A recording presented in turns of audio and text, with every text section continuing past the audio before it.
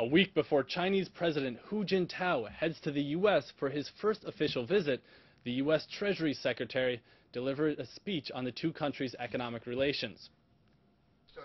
U.S. Treasury Secretary Timothy Geithner spoke at Johns Hopkins University on Wednesday, noting that the economic relationship between the U.S. and China provides tremendous benefits to both nations.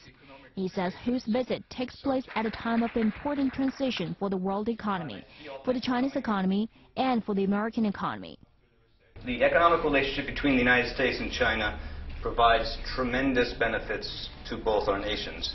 Even though we compete in many areas, our economic relationship, our economic strengths are largely complementary.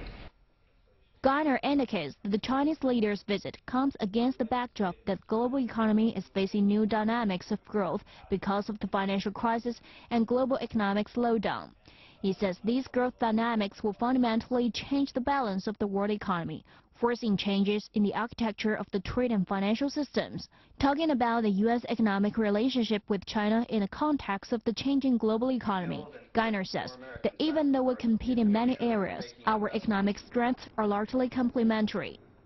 China needs the United States, but the United States also benefits very substantially from a rapidly growing economic relationship with China. Geithner notes that the U.S. has focused on two principal objectives in its economic relationship with China. The first is to expand opportunities for U.S. companies to export and sell to the Chinese market, and the second objective is to promote reforms that will reduce China's reliance on export-led growth and encourages a shift to domestic consumption and investment.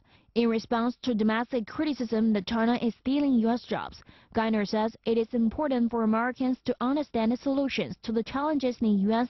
rest first and foremost on the policies of Washington, not of Beijing. Fundamentally, the number of jobs we create, the pace of growth and income of Americans depend on the results of choices we make in the United States, not the choices of other countries.